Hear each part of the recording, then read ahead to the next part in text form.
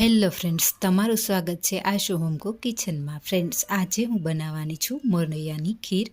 મોરૈયાની ખીર એક વ્રત કે ઉપવાસમાં ખાઈ શકાય તેવી અને થેપલા કે ફરાળી પૂરી કે કોઈ ફરાળ મસાલા ભાખરી સાથે ખાઈ શકાય એવી અહીંયા મોરૈયાની ખીર બનવાની છે. અને અહીંયા તમે એમનેમ બી ખીર ખાઈ શકો છો ને સરસ એવી ટેસ્ટી અહીંયા આપણે ખીર બનવાની છે ફ્રેન્ડ્સ, તો તમે જોઈ શકો છો. હવે ફ્રેન્ડ્સ, મેં અહીંયા 1 કપ મોરૈયો લીધો છે. અહીંયા આપણે મોરૈયાને સામા સાવલ બી કહેતા હોય છે. તો અહીંયા મેં મોરૈયો લીધો છે 1 કપ અને અહીંયા આપણે 2 થી 3 પાણીમાં અહીંયા સારા પાણીમાં ધોઈ લેવાનું છે મોરૈયાને. આ રીતના તમે જોઈ શકો છો. અને સરસ આ રીતના ધોઈ અને અહીંયા આપણે મોરૈયાને સાઈડમાં રાખી દેવાનું છે.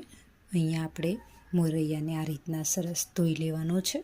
હવે ફ્રેન્ડ્સ, આ ખીર બનાવવામાં સમય છે જે લાગતો નથી અને આ ફક્ત 10 થી 15 મિનિટમાં જ ખીર તૈયાર થઈ જાય છે.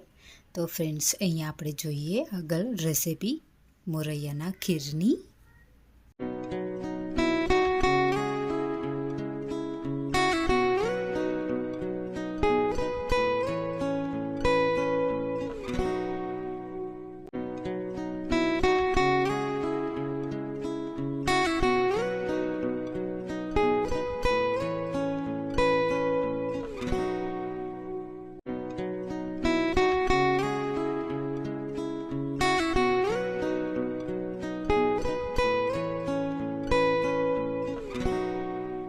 હવે ફ્રેન્ડ્સ, મેં અહીંયા 2 કપ દૂધ લીધું છે, ફૂલ ફેટવાળું. અહીંયા મેં 2 કપ દૂધ લીધું છે, તે એડ કરી દેવાનું છે આ રીતના. અને અહીંયા આપણે દૂધને થોડું ગરમ થવા દેવાનું છે. અહીંયા આપણે મીડિયમ ટુ લો ફ્લેમ પર જ રાખવાનું છે. અને અહીંયા આપણું થોડું દૂધ ગરમ થાય એટલે અહીંયા આપણે ખાંડ એડ કરવાની છે. અહીંયા મેં 3 ટેબલ સ્પૂન ખાંડ લીધી છે.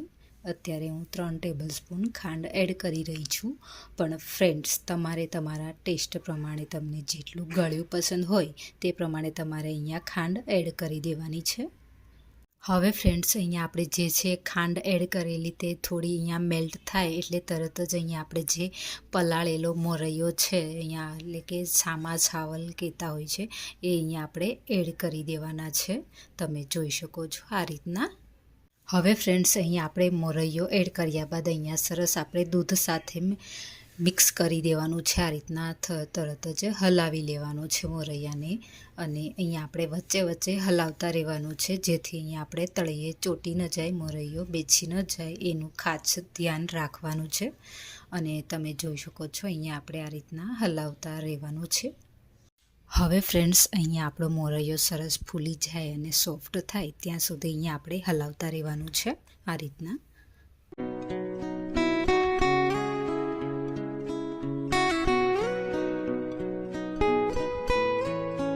હવે ફ્રેન્ડ્સ, અહીંયા આપણે 1/2 ટીસ્પૂન અહીંયા ઇલાયચી પાવડર એડ કરી દેવાનું છે. આ રીતના આને સરસ મિક્સ કરી લેવાનું છે. અને અહીંયા આપણો સરસ એવો મોરૈયો ફૂલી પણ ગયો છે ને સોફ્ટ થઈ ગયો છે ને એકદમ અહીંયા આપણા મોરૈયાના દાણા ફૂલી ગયા છે, તમે જોઈ શકો છો. હવે ફ્રેન્ડ્સ, અહીંયા આપણી ખીર બનીને રેડી થઈ ગઈ છે. તો અહીંયા આપણે મિક્સ ડ્રાયફ્રૂટ મસાલો અંદર એડ કરી દેવાનો છે. આ રીતના અહીંયા તમે જોઈ શકો છો. અને અહીંયા આપણી ખીર બી સરસ બની ગઈ છે. ફ્રેન્ડ્સ, તમે આ ખીર મોરૈયાની તમે ગરમા ગરમ પૂરી સાથે બી ખાઈ શકો છો. અને અહીંયા આપણી ખીર બનીને રેડી છે મોરૈયાની. તો તમે આ વ્રત કે ઉપવાસમાં બી બનાવીને ખાઈ શકાય તેવી અહીંયા આપણા મોરૈયાની ખીર બનીને રેડી છે.